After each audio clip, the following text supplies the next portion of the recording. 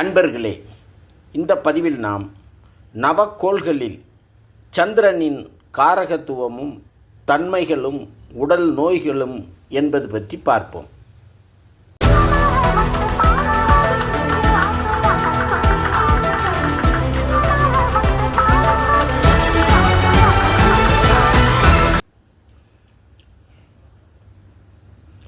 தமிழர்களின் ஜோதிடக் கலையில் 9 கோள்கள் முக்கிய பங்கு வகிப்பதை நாம் அனைவரும் நன்கு அறிவோம். மனிதர்களின்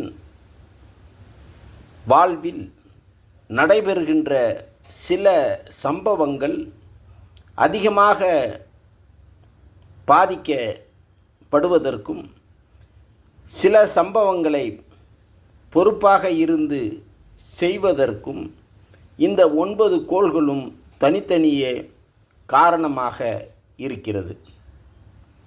இதனை சோதிட சாத்திரம் கோள்களின் காரகத்துவம் என குறிப்பிடுகிறது. இவற்றில் சூரியனின் காரகத்துவம் பற்றியும் தன்மைகள் பற்றியும் நாம் முன்பே பார்த்துவிட்ட நிலையில் இந்த பதிவில் சந்திரனின் காரகத்துவம் பற்றியும் தன்மைகள் பற்றியும் பார்க்கவிருக்கிறோம். அண்டத்தின் தாயாக விளங்கும் சந்திரன் மனித பிண்டத்திற்கும் தாயாக இருக்கிறது. பெண்மைக்கும் மனதிற்கும் புத்திக்கும் காரகமாக விளங்கும் சந்திரன் கிணறு, குளம் போன்ற நீர்நிலைகளுக்கும் பொறுப்பாக இருக்கிறது. மனித உடலுக்கும் வயிற்று பகுதிக்கும் காரகமாக விளங்கும் சந்திரனானது ஒருவரின் புகழ், பலம், முயற்சி போன்றவற்றிற்கு பொறுப்பாகவும் இருக்கிறது. மேலும் முக வசீகரம், கற்பனை சக்தி, அழகு, ஒளிதேகம், நல்ல இரத்தம், ஜீவசக்தி, கற்பனை சக்தி போன்றவற்றிற்கும் காரகமாக திகழ்கிறது. ஒருவர் பயணம் செய்வதற்கும் உணவு, பால் வியாபாரம் போன்றவை செய்வதற்கும் சந்திரனே காரணமாக இருக்கிறது.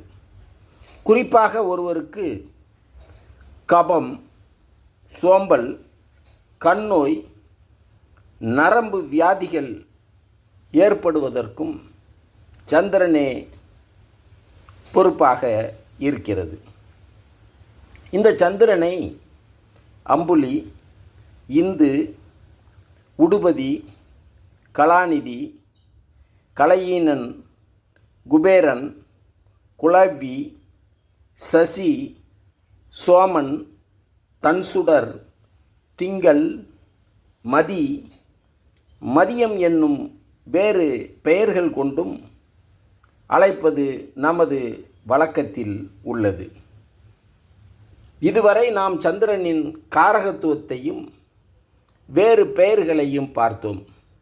அடுத்து சந்திரனின் தன்மைகள் பற்றி பார்ப்போமேயானால், சந்திரன் பெண் தன்மையும் வெள்ளை நிறமும் கொண்டது.